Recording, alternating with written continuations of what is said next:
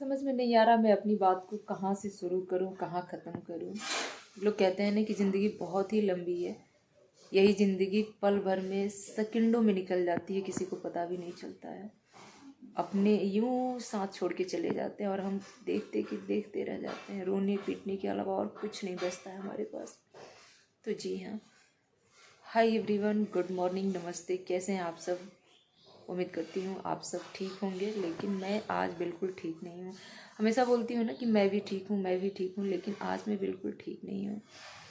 सुबह के 9:10 हो रहे हैं। 8:20 पे मैंने अपने हस्बैंड को सुबह के टाइम पे नाश्ता दिया है। नाश्ता करते करते होता है ना, हम दोनों आपस में थोड़ा बहुत बात वगैरह करते हैं। तो बात करते करते उन्होंने एक ऐसी बात बताई है ना, जिसको सुनने के बाद तो मुझे ज़रा भी विश्वास नहीं हुआ है, लेकिन ये लगा है कि झूठ नहीं बोल रहे हैं, सही बात है। फिर मैं अपनी बड़ी वाली नंद को फ़ोन लगाई हूँ, उनसे सारी बातें मैं पूछी हूँ, तो पता चला है कि हाँ, ये बात सही है। बात है मेरी बड़ी वाली नंद के ससुराल का। अभी 2 रोज़ पहले मैं आप लोगों को ब्लॉग में बताई थी कि मैं अपनी बड़ी वाली नंद के यहाँ गई हूँ। ये नहीं बताई थी कि मैं किस लिए गई थी। तो मैं बता दूँ कि मेरी बड़ी वाली नंद की बड़ी वाली सास गुजर गई थी। खैर, उनका उम्र हो गया था जाने का, गुजरने का, तो उनका कोई बहुत ज़्यादा अफसोस किसी को नहीं था। ठीक टाइम पे वो गई थी, अपनी ज़िंदगी वो काट ली थी।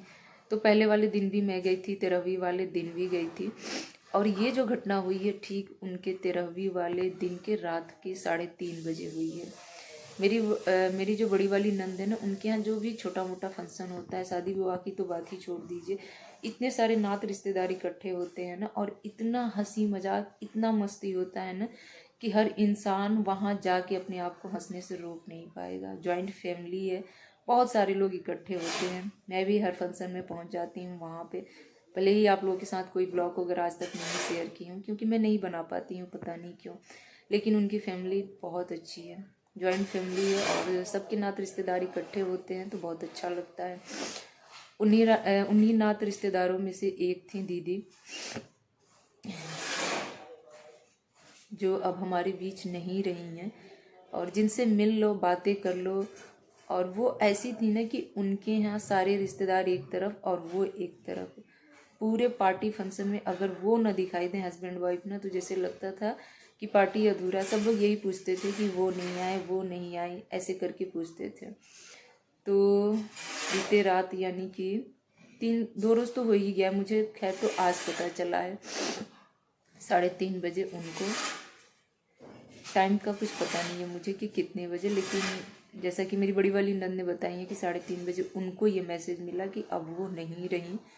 और होता है ना कि इतनी लंबी ज़िंदगी का खेल मिनटों में ख़त्म हो जाना, तो वही उनके साथ हुआ था। ऑन द स्पॉट ख़त्म, हार्ट अटैक हुआ और ख़त्म। सारी ज़िंदगी जो होता है ना कि पल भर में उथल पुथल हो जाना, पल भर में उजड़ जाना, वो चीज़ उनके साथ हुआ था। और मैं यहाँ पे ये वीडियो इसलिए लेके आई हूँ ना कि आप सब लोग ये कहेंगे कि उनकी रिलेटिव थी, तो आपको इतना दुख तकलीफ क्यों हो रहा है। तो मैं बता दूँ ना कि मेरे साथ भी ऐसा ही हुआ था। 15 जनवरी 2018 तारीख, दिन शनिवार की, रविवार नहीं याद है मुझे इतना। आज तक मैं अपने जीवन में कभी भूल नहीं पाई हूँ। जब भी किसी का इस तरह से घटना सुनती हूँ ना कि जो भी मतलब कि 55 ईयर्स के अंडर के हैं और इनके साथ हार्ट अटैक हुआ है, ये ख़त्म हो गए हैं, तो सीधे मुझे ना अपना 15 जनवरी 2018 वाली बात याद आ जाता है। जी हाँ, उस दिन मेरे पापा का भी ऐसे ही हुआ था। दोपहर का टाइम था। पापा मेरे गवर्नमेंट जॉब पुलिस विभाग में थे। दोपहर का टाइम था, अपने थाने पे ही वो बैठे हुए थे। शीतलहर का टाइम चल रहा था उस टाइम पे। पूरा अपना फुल यूनिफॉर्म में बैठे थे। अचानक से उनको ठंड लगने लगी, सीने में दर्द हुआ। जो भी उनके आसपास कांस्टेबल वगैरह थे, उनसे शायद वो ये बोले कि मैं जा रहा हूँ रेस्ट करने, मेरे सीने में दर्द हो रहा। उन लोगों ने यही कहा, ठीक है साहब, आप जाइए, लेट लीजिए, थोड़ा सा आराम कर लीजिए, शायद आपको आराम मिल जाए। और मेरे पापा वहाँ पे अकेले थे थाने पे। हम सब लोग गोरखपुर में थे उस टाइम, पापा सिद्धार्थ नगर थे। और पापा लेटने गए, पापा का दोनों हाथ ऐसे सीने पे था। जब हम लोग वहाँ पहुँचे, मेरी मम्मी पहुँची ना, तो पापा का दोनों हाथ ऐसे ही सीने पे था। पूरे फुल यूनिफॉर्म में वैसे ही लेटे हुए थे बिस्तर पे। जैसे लग रहा था ना कि सोए हैं, अब उनको यूं हिलाया जाएगा वो उठ बैठेंगे या बोल बैठेंगे, लेकिन ऐसा नहीं था। पापा का कब कैसे प्राण निकला था किसी को कुछ पता नहीं चला। कोई मन की बात, दिल की बात नहीं कर पाए। और आज जब इस तरह की बातें मैं सुनती हूँ ना, तो मुझे ऐसा लगता है ना कि ऐसा नहीं होना चाहिए, किसी के साथ भी ऐसा नहीं होना चाहिए। भगवान को अगर अपने पास बुलाना है, किसी के प्राण लेने हैं, तो करीब उसको ये चीज़ बता दे, वो अपनी मन की बात, दिल की बात अपने परिवार के साथ, अपने हस्बैंड वाइफ के साथ, अपने बच्चों के साथ कम से कम शेयर कर ले। जाना तो हर किसी को एक दिन है, ये तो सत्य है, सही बात है, लेकिन कुछ टाइम दे। ये जो हार्ट अटैक वाली बीमारी है ना, किसी को नहीं पता कि कब कैसे और किस हालत में आ जाए, कब किसको छोड़ के कौन चला जाए। मेरे पापा को गए हुए ना 8 साल कंप्लीट हो जाएंगे जनवरी में, लेकिन मैं बता दूं ना कि आज भी वो मेरे सपने में आते हैं। मैं सबसे पूछती हूँ अपने परिवार में, कोई नहीं कहता है कि मेरे सपने में आते हैं, लेकिन पापा मेरे आज भी सपने में आते हैं, आए दिन नज़र आते हैं। और आम जो होता है ना, जीवन की तरह नज़र आते हैं, चलते फिरते बातें करते ऐसे नज़र आते हैं, पता नहीं क्यों। आज भी मैं उनसे कहती हूँ ना कि भगवान उनकी आत्मा को शांति दीजिएगा। मैं बता दूँ ना कि मेरे पापा गुजर गए, कभी आज तक मैंने इस चीज़ का जिक्र नहीं किया था ब्लॉग में। मेरे बड़े पापा ख़त्म हो गए, बड़ी मम्मी ख़त्म हो गई, कभी इस चीज़ का जिक्र नहीं किया था, लेकिन पता नहीं क्यों आज जो मेरे आंसू है ना, रुकने का नाम ही नहीं ले रहा है।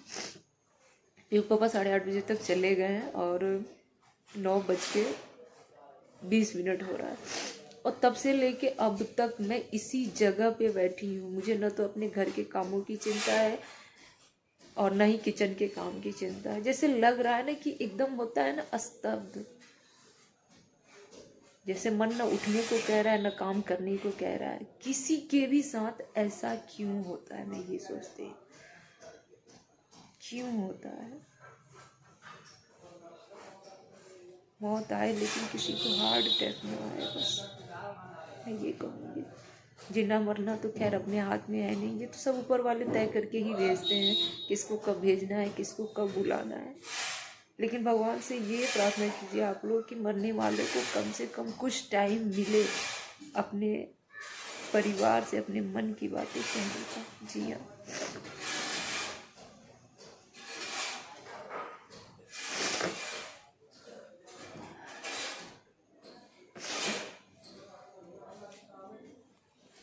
चलिए इस ब्लॉग को मैं कंटिन्यू आगे लेके चलती हूँ।